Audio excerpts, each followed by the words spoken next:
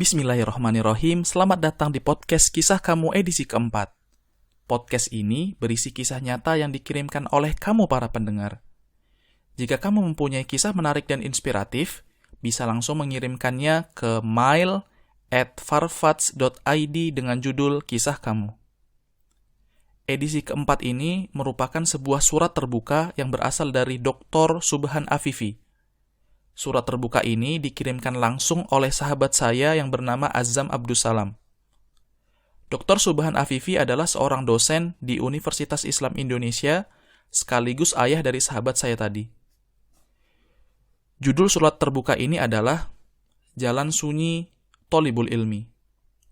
Surat terbuka ini adalah suara hati dari seorang ayah kepada anaknya. Nasihat tulus dari seorang ayah yang menginginkan kebaikan untuk anaknya. Mari kita simak bersama. Assalamualaikum warahmatullahi wabarakatuh. Ananda sayang, ketika ayah menulis surat ini, mungkin engkau sedang serius menyimak pelajaran dari para gurumu yang mulia. Mungkin engkau sedang khusyuk di sudut masjid memurojaah ayat-ayat cinta dari Rabb-mu. Sedang tertawa riang bersama sahabat-sahabatmu. Atau malah sedang menata rindu yang tiba-tiba menyeruak. Kangen rumah, kangen ayah bunda, dan kangen saudara-saudarimu. Itulah indahnya jalan Thalibul Ilmi. Thalibul Ilmi, nak, adalah jalan sunyi di zaman penuh fitnah ini. Tak banyak remaja kekinian seusiamu yang mau berpayah-payah di jalan itu. Mereka lebih banyak memilih jalan yang penuh hingar-bingar. Tak banyak aturan, bahkan cenderung memuja kebebasan. Tapi yakinlah, jalan sunyi yang kau tempuh ini adalah jalan orang-orang pilihan, yaitu jalan mereka para pendamba surga. Jalan ilmu ini sungguh mulia, bahkan termasuk bagian dari jihad fi sabilillah. Bukankah Allah Ta'ala berfirman di dalam Al-Quran surat Al-Furqan ayat 51 hingga 52 yang artinya, dan andai kata kami menghendaki, benar-benarlah kami utus pada tiap-tiap negeri seorang yang memberi peringatan, yaitu Rasul.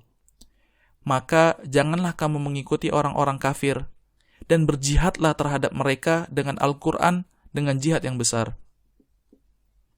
Rasulullah SAW juga pernah bersabda, siapa yang mendatangi masjidku, yaitu Masjid Nabawi, lantas ia mendatanginya hanya untuk niatan baik, yaitu untuk belajar atau mengajarkan ilmu di sana, maka kedudukannya seperti mujahid di jalan Allah. Jika tujuannya tidak seperti itu, maka ia hanya seperti orang yang mentilik-tilik barang lainnya. Hadis riwayat Ibnu Majah. Jadi, tak ada alasan untuk ragu atau berganti haluan. Inilah jalan yang akan mengantarkanmu ke surga. Dari Abu Darda, beliau mendengar Nabi SAW bersabda, barang siapa yang menempuh jalan untuk mencari ilmu, maka Allah akan mudahkan baginya jalan menuju surga. Sesungguhnya, malaikat meletakkan sayapnya sebagai tanda ridho pada penuntut ilmu. Sesungguhnya, orang yang berilmu dimintai ampun oleh setiap penduduk langit dan bumi, sampai pun ikan yang berada di dalam air. Sesungguhnya, keutamaan orang yang berilmu dibandingkan ahli ibadah adalah seperti perbandingan bulan di malam badar dari bintang-bintang lainnya. Sesungguhnya, ulama adalah pewaris para nabi. Sesungguhnya, nabi tidaklah mewariskan dinar dan tidak pula dirham. Barang siapa yang mewariskan ilmu, maka sungguh ia telah mendapatkan keberuntungan yang besar. Hadis riwayat Abu Daud. Ananda solih, setiap orang tua pasti menginginkan kebaikan untuk anaknya.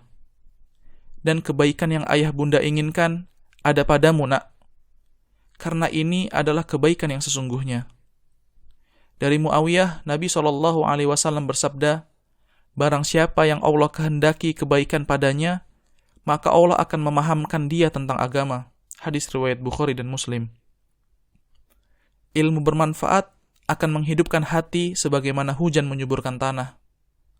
Dan kemudian tumbuh darinya tanaman yang bermanfaat untuk kehidupan. Betapa indah hidupnya nak ketika kita bisa menebarkan cahaya kebaikan itu. Ilmu yang engkau cari tentunya hanya ditujukan untuk mencari ridha Allah Ta'ala, bukan yang lain.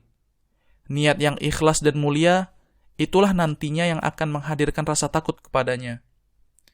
Allah berfirman, sesungguhnya yang takut kepada Allah di antara hamba-hambanya hanyalah ulama. Al-Quran Surat Fatir ayat 28.